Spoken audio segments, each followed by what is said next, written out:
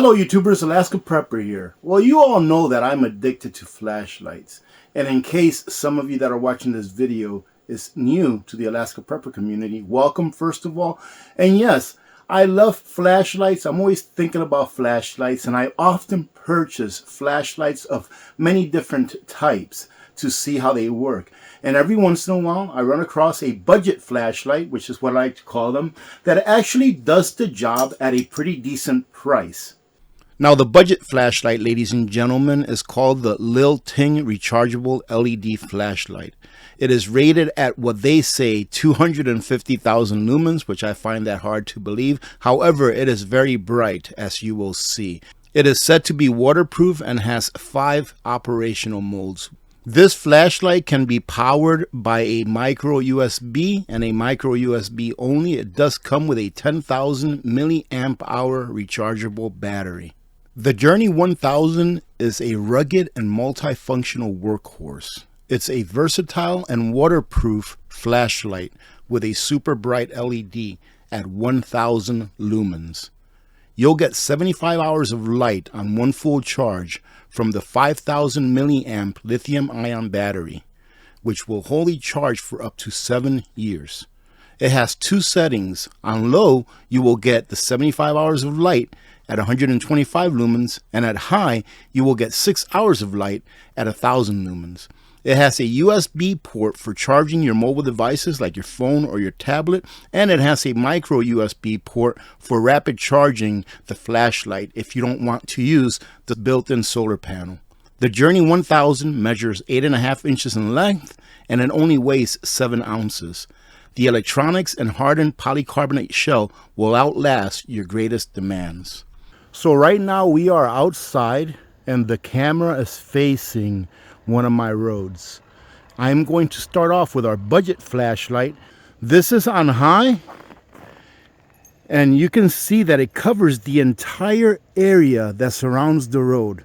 I mean, it is very, very bright. This is one of those that you can telescope out. Check this out and increase the throw. So take a look at the throw right now, and it concentrates on it.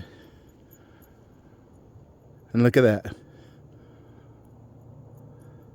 So this is high. Let me show you what medium looks like. That's medium. Here's your throw on medium. Here's low. Here's your throw on low. And then now it's going to start flashing. And then that's SOS. And then it turns off. I would say that one of the things that I don't like about this flashlight right off the bat is that it's so heavy compared to the hybrid light. But I have to say that this budget light is outstanding. This is me putting the flashlight up on the back of my wife's truck, and you can see that I can walk all the way up that hill and you can see me clearly. Now, the hybrid light, ladies and gentlemen, is the opposite of what the budget light is. When you first press the button, it starts off on low. And you will see that it doesn't have quite as far of a throw as the budget light, and it's not quite as bright because it doesn't have as many lumen.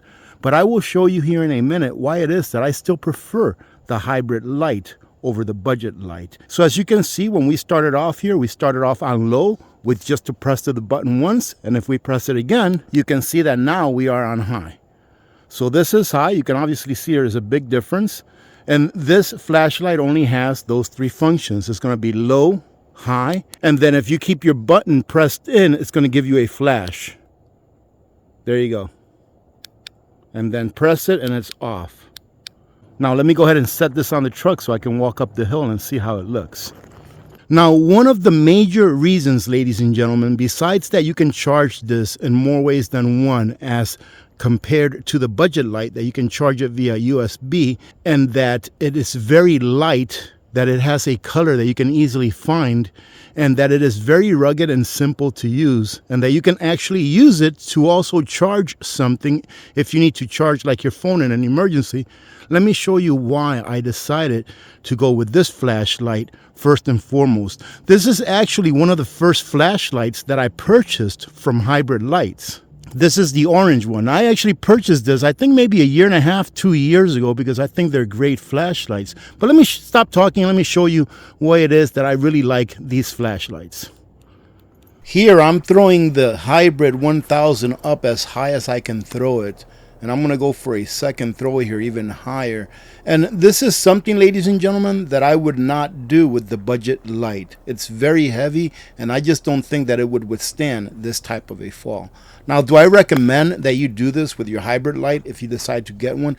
Absolutely not. But it just goes to show that this flashlight was made to be used and not left on a shelf somewhere.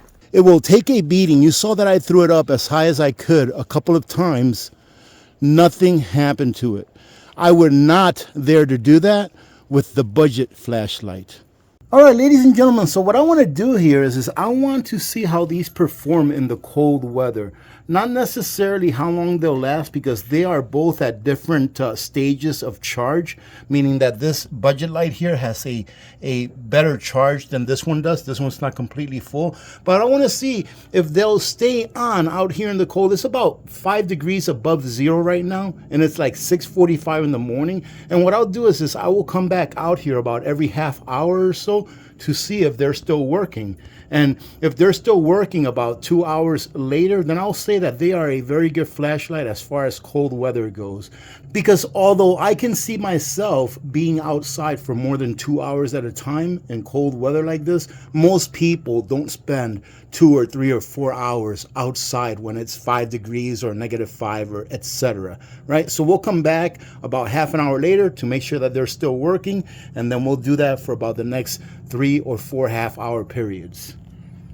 Well, ladies and gentlemen, it is now about 11:15, 11:10 or so in the morning, and we've had both of these lights on since 6:45 a.m. So that means that they've been on for roughly 4.5 hours, I would say. 6:45 to 10:45 is 4 hours. Yes, they've been on for about 4.5 hours. I wasn't doing a longevity test on these as far as how much their batteries held, because this one right here, the hybrid light, wasn't fully charged. I just wanted to see if they continue to operate in this cold weather, in which they both have. So I would say that they both passed that test. Now, if you're on a budget, this is a good flashlight. Just make sure that you don't drop it from high places. I wouldn't trust submerging it in water as I would trust submerging this one in water. Now, the hybrid light was not as bright as this one, but ladies and gentlemen, hybrid lights makes a light that's going to last you a lifetime. I really like, for where I live, right, where it gets really cold, that the outside is not made out of metal. And I really like that this thing can take a beating. You saw me throw it up as high as I could in the air to see how it performed afterwards. And you saw that it didn't even turn off, and that even afterwards, I was able to leave the lights outside for, I don't know, several hours, and they both performed in the cold.